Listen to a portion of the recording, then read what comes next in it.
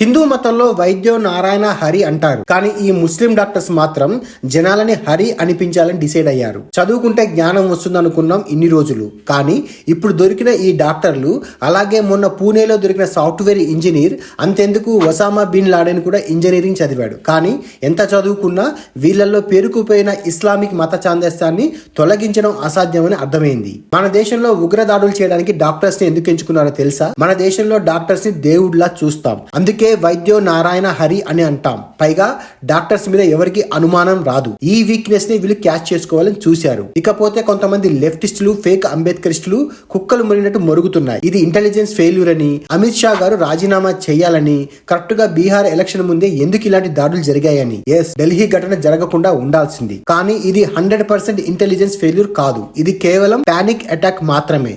ఇప్పుడు కూడా గుజరాత్ ATS హైదరాబాద్ ఉగ్రవాదిని పట్టుకోవడం వల్లనే దేశంలో చాలా పెద్ద దాడులు జరగకుండా ఆపగలిగాం. గుజరాత్ ATS వీళ్ళని పట్టుకోకపోతే డిసెంబర్ 6న, జనవరి 26న వీళ్ళు చేసే విధ్వంసం వల్ల లక్షల్లో ప్రాణ నష్టం జరిగేది. ఒకటి గుర్తుపెట్టుకోవాలి, ఇంట్లో కూర్చొని సోషల్ మీడియాలో పోస్టులు పెట్టే మీరో నేనో ఈ ఉగ్రవాదులను పట్టుకోలేదు. మన ఇంటెలిజెన్స్ వ్యవస్థ మాత్రమే పట్టుకుంది. ఒక అబ్దుల్ కలాం, ఒక హోమీజే జహంగీర్ బాబా లాంటి మహానుభావులు పుట్టిన ఈ దేశంలో అందరూ అంటారు ముస్లింస్ అందరూ ఉగ్రవాదులు కాదని. కానీ ఉగ్రవాదులందరూ మాత్రం ముస్లింసే. మరి మంచి ముస్లిం ని, ఉగ్రవాద ముస్లిం ని ఎలా కనిపెట్టాలి? ఎక్కడో పాలస్తీనాలో ఉన్న గాజా మీద ఇజ్రాయెల్ అటాక్ చేస్తే గాజాకి సపోర్ట్ గా చాలా మంది ముస్లింస్ ఇండియాలో ర్యాలీలు తీశారు. మరి ఇప్పుడు ఒక్క ర్యాలీ కూడా చేయడెందుకు? గాజాకి సపోర్ట్ చేసినోడు మతం కోసమే చేశాడు, ఢిల్లీ బ్లాస్ట్ చేసినోడు కూడా మతం కోసమే చేశాడు. మరి ఇప్పుడు ఇద్దరి ఎజెండా మతమే అయినప్పుడు ఎవరు మంచోడు, ఎవరు చెడ్డోడు? ఎవరు చెప్పాలి మనకి ఎవరు మంచి ముస్లిమో, ఎవరు ఉగ్రవాద ముస్లిమో అని? కనీసం అదైనా తెలిస్తే జాగ్రత్త అయినా పడతాం కదా.